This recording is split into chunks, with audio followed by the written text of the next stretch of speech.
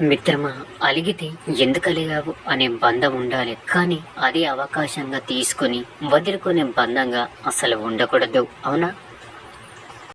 ఒకటి గుర్తుంచుకో మిత్రమా, బాధలకు అలవాటైన వాళ్ళు అబద్ధాలు ఆడలేరు, సంతోషాలకు అలవాటైన వాళ్ళు నిజాలు చెప్పలేరు, సాధ్యమైనంత వరకు, కాదంటారా?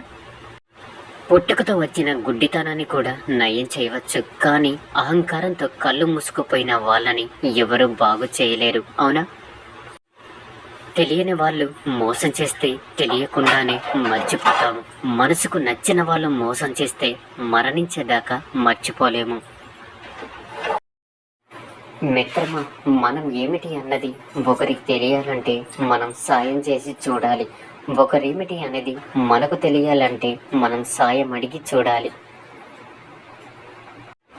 కష్టం శత్రువే, కానీ మిత్రులందరినీ చూపించి వెళుతుంది. కష్టం రావడం కూడా మంచిదే అని గుర్తుంచుకో మిత్రమా. ఆశ, ఇష్టం, అవసరం అనేవి మనిషికి ముఖ్యమైన ఆయుధాలు. ఆశ మనిషిని బ్రతికిస్తుంది. ఇష్టం మనిషిని ఏదైనా చేస్తుంది. అవసరం మనిషికి ఎన్నో నేర్పిస్తుంది, కాదంటారా? ఒకటి గుర్తుంచుకో మిత్రమా, దొరికిన దాంతో సంతృప్తి పడడం, ప్రతి క్షణం చురుకుగా ఉండడం, విశ్వాసం కలిగి ఉండడం వంటివి కుక్కను చూసి నేర్చుకోవాలి. నీతిని నమ్ముకున్నవాడు చెప్పుడు మాటలకు లొంగడు. నిజాయితీ నమ్ముకున్నవారు ఎవరి చెప్పు చేతల్లో ఉండరు, కాదంటారా? కనికరం లేని మనుషుల గురించి కలవరం వద్దు మిత్రమా. నిజంగా నిన్ను ఇష్టపడేవారు నీ నుంచి ఏమి ఆశిస్తారో తెలుసా? ఏమి ఆశించరు. మాట్లాడితే నువ్వు చాలు అనుకుంటారు, అంతే. మిత్రమా, అనుభవం అనేది జుట్టు అంతా ఊడిపోయాక దొరికే దువ్వెన లాంటిది. దువ్వెన దొరికాక జుట్టు ఉండదు, అనుభవం వచ్చాక జీవితమే ఉండదు. ఈరోజు సక్సెస్ లేట్ అవ్వచ్చు, అంత మాత్రాన ఫెయిల్యూర్ అయినట్టు కాదని గుర్తుంచుకో మిత్రమా. బాధలు అనేవి కాలుకు అంటిన దుమ్ము లాంటిది, దులుపుకోవాలి, కానీ అలాగే అంటించుకొని ఉండకూడదు. తనకు ఎప్పుడు కష్టాలు రాకూడదని కోరుకోవడం మనిషి తత్వం. తనకు వచ్చిన కష్టాలు ఎవరికి రాకూడదని కోరుకోవడం మానవత్వం.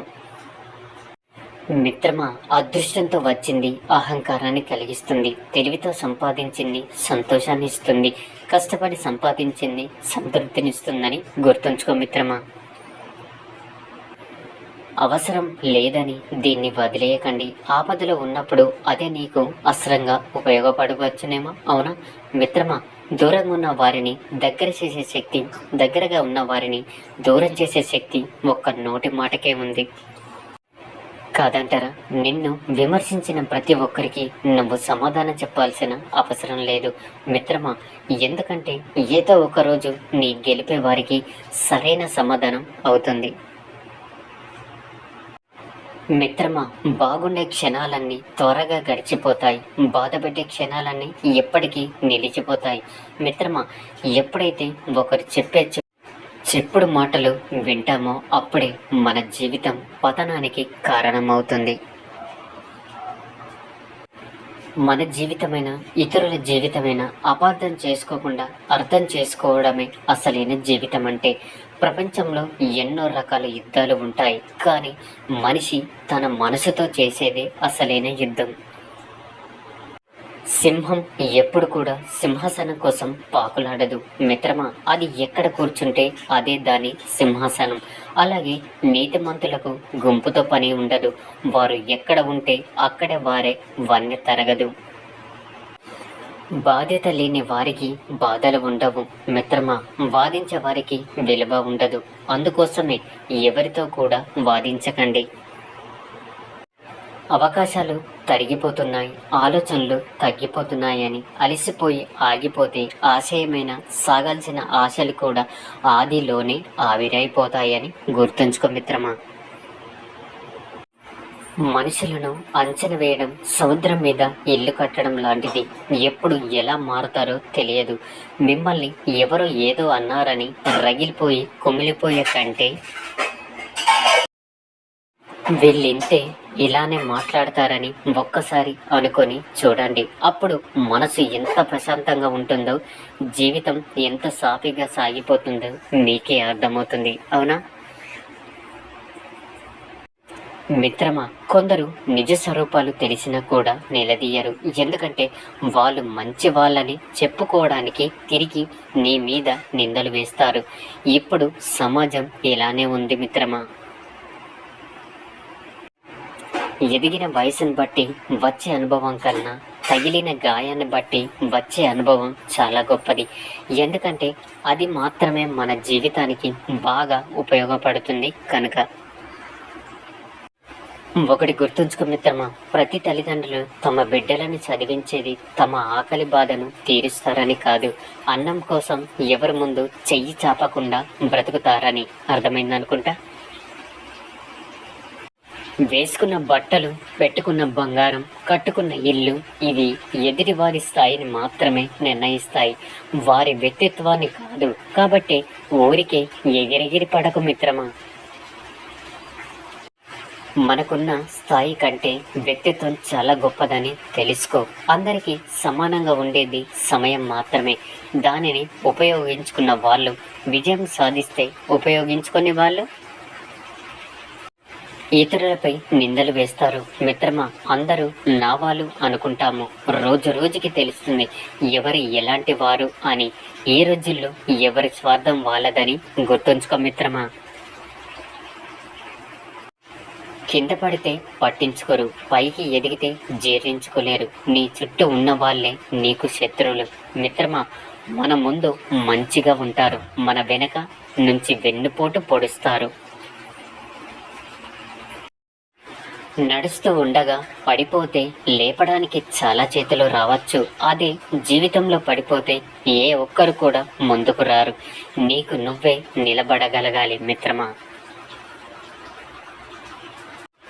పేదరికంలో ఉన్నప్పుడు నిజాయితీగా ఉండు, సంపద కలిగినప్పుడు సామాన్యంగా ఉండు, అధికారంలో ఉన్నప్పుడు వినయంగా ఉండు, కోపంలో ఉన్నప్పుడు మౌనంగా ఉండు మిత్రమా.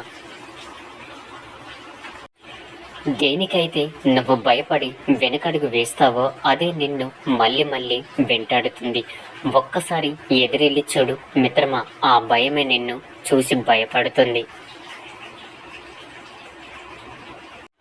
100 కోట్లకు అధిపతి అయిన ఒక్క నిమిషం ఆ ఆయుష్ కొనలేవని తెలుసుకో. 1,00,00,000 కోట్లకు వారసుడైన ఊపిరిపోగానే ఊరి బయట పారేస్తారని తెలుసుకో. లక్షాధికారికైనా భిక్షాధికారికైనా ఇద్దరు సమానమే అని తెలుసుకో మిత్రమా. గడ్డి ఎదిగినంత తొందరగా ఫలము ఎదగదు. అలా అని చెడ్డవాడు ఎదిగినంత తొందరగా మంచివాళ్ళు ఎదగరు. కానీ ఎప్పటికైనా గడ్డి భూమిలో అనగదొక్కాల్సిందే, పొలం ఎదగాల్సిందే. అలానే మంచి వాళ్ళ ముందు చెడ్డతనం ఎప్పటికైనా మట్టిలో కలిసిపోవాల్సిందే మిత్రమా. అవునా, మన మంచితనమే మనకి మేలు చేస్తుంది అన్నది పాత ముచ్చట. మన మంచితనమే మనల్ని సర్వం కోల్పోయేలా చేస్తుంది అన్నది కొత్త ముచ్చట అని తెలుసుకో మిత్రమా. కష్టం ఎవరు కొనేది కాదు, ఆనందం ఎవరు అమ్మేది కాదు. జీవితం ఇచ్చిన అనుభవాలే కష్ట సుఖాలని తెలుసుకో మిత్రమా. పనికిరాని బంధాలు 1000 ఉన్నా కూడా నీతో రావు, ఒక్క తాలిబంధం తప్ప. అర్థం చేసుకునే బంధాలు ఎప్పుడు పదిలంగానే ఉంటాయి మిత్రమా. దొరికిన చోట ప్రేమను వదలకు, లేని చోట ప్రేమను వెతకకు. కావాలనుకున్న ప్రేమ దొరికే వరకు వదలకు మిత్రమా. ఒక్కసారి పోగొట్టుకున్న ప్రేమ ఎంత వెతికినా దొరకదు. అందుకే ఉన్న ప్రేమను కడవరకు కాపాడుకోవాలి మిత్రమా. మనల్ని ఇష్టపడని ఆడదాని వైపు కన్నెత్తి కూడా చూడకూడదు. అంతేగాని కంటికి నచ్చింది కదా అని బలవంతంగా మీద పడిపోవడం కాదు. నిజమైన మగవాడు తన మీద ఇష్టం లేని ఆడదాన్ని ఇబ్బంది పెట్టాడు. ఇష్టపడే ఆడదాన్ని ఎన్ని ఇబ్బందులు ఎదురైనా వదిలిపెట్టాడు మిత్రమా. మగతనం అంటే వేధించడం, బాధించడం కాదు, ప్రేమతో సాధించుకోవడం అని తెలుసుకో మిత్రమా.